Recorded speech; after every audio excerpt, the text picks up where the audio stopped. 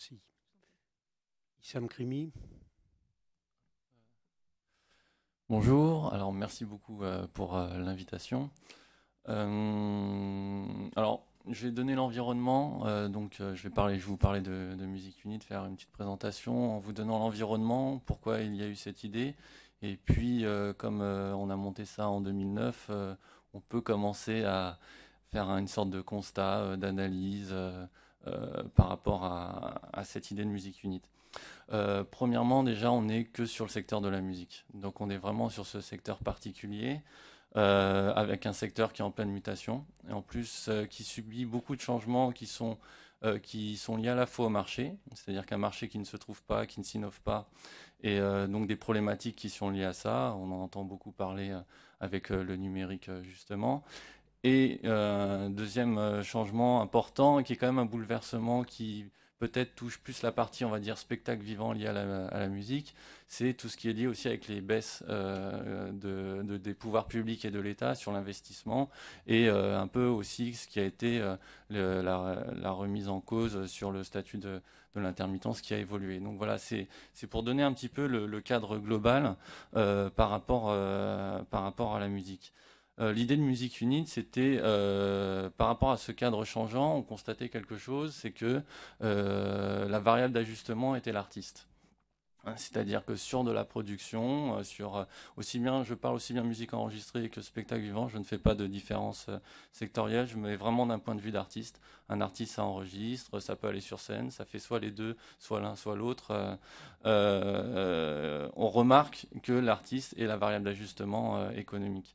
Et l'idée de Musique Unite, c'était une idée à plusieurs musiciens de pouvoir réunir des gens et essayer d'inverser cette tendance, et aussi de prendre plutôt ce phénomène de bouleversement comme une opportunité d'innovation.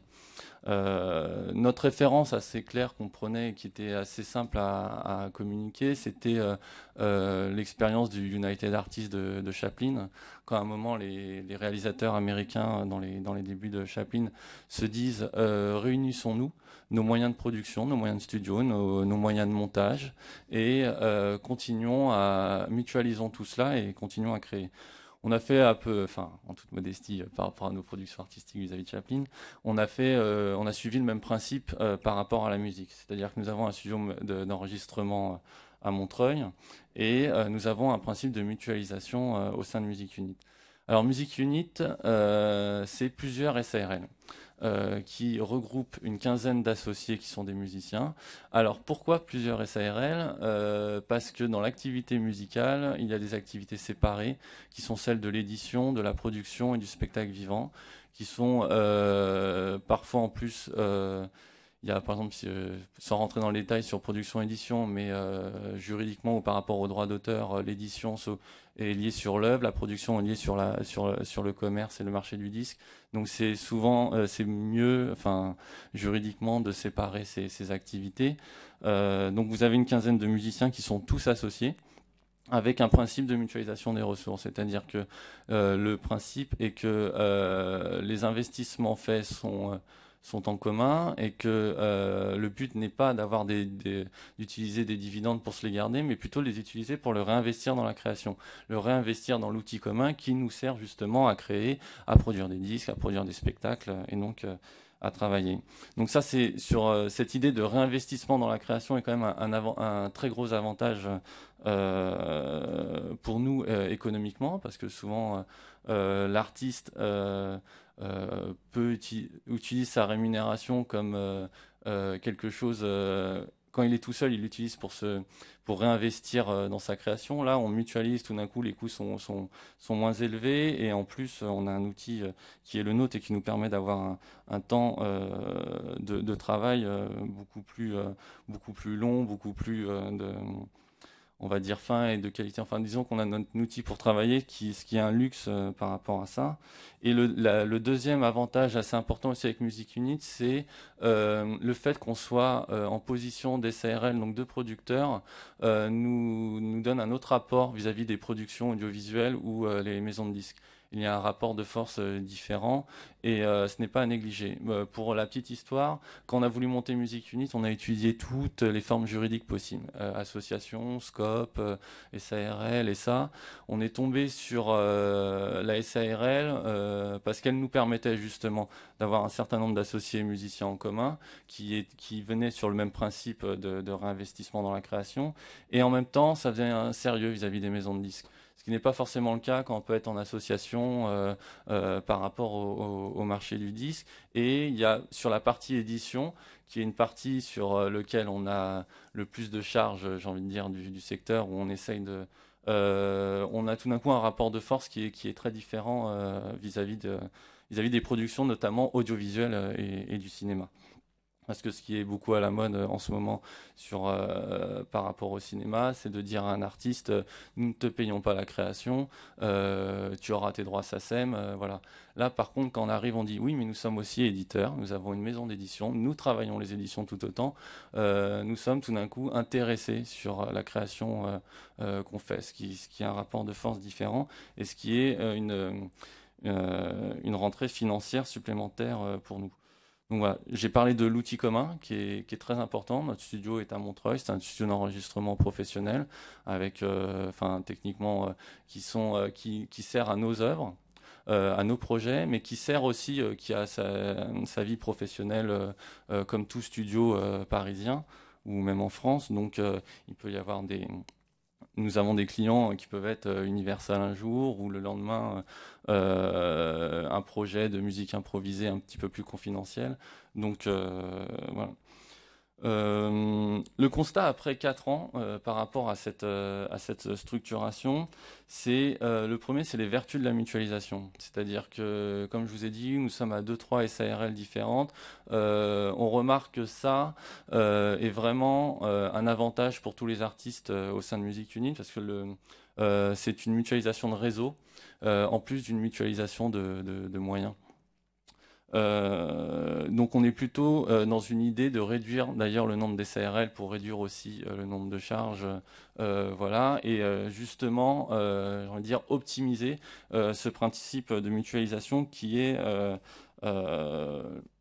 avec l'analyse qu'on fait, voilà, aujourd'hui, qui est ce qui est le plus vertueux dans notre système.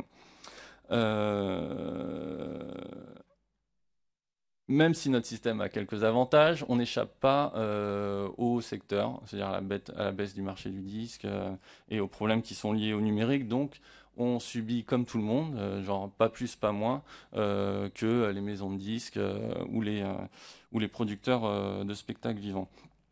Se pose pour nous une grande question avec ces systèmes-là, ou comme ceux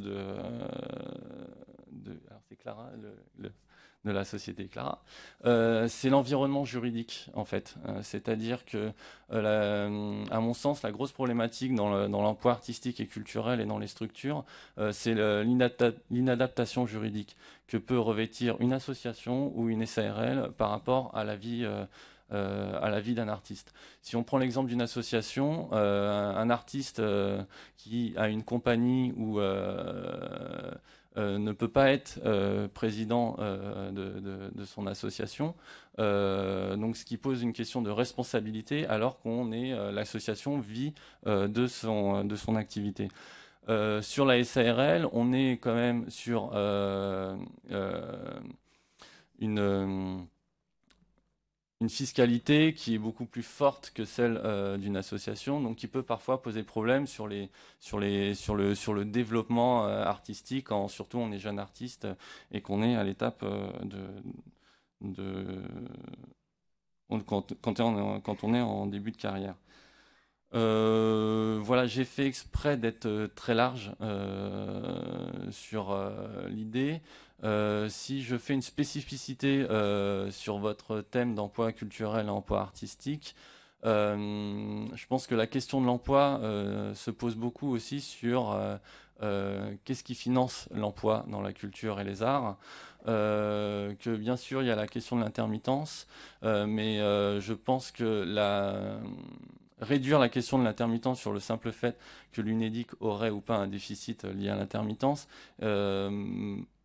est à mon avis quelque chose qui ne permet pas de penser plus large, sachant que sachant qu'il y a des ressources, c'est-à-dire que aujourd'hui la question de quelles sont les ressources que le numérique apporte par rapport aux artistes est une question très importante qui sert sur le financement global de l'artiste. Il y a une autre question aussi qu'on pourrait poser, ce qui me paraît très important dans l'intermittence, si on doit en retirer quelque chose, c'est ce principe de solidarité. C'est de dire, voilà, dans ce pays, nous prenons en compte le fait de la spécificité du travail artistique et nous élaborons un système qui est plus basé sur un principe de solidarité par rapport à cela. Je pense que c'est un principe qui est très intéressant et qui peut s'étendre aussi fiscalement sur les entreprises culturelles et de penser peut-être d'imaginer quelque chose sur ce qu'on appellerait l'entreprise culturelle avec une fiscalité qui serait liée, qui serait assez progressive, ou une entreprise culturelle qui est forte, qui gagne beaucoup plus, soit plus sollicité fiscalement et que cet argent resserve l'ensemble du secteur. Voilà. Ensuite, il y a la question peut-être d'oser parler du statut de l'artiste. À mon avis, qui permet justement de penser le financement des emplois artistiques et culturels de manière beaucoup plus large, en sollicitant beaucoup plus de personnes. Voilà, enfin, j'ai peut-être été confus, mais je suis ouvert à toute demande de précision. Pas du tout.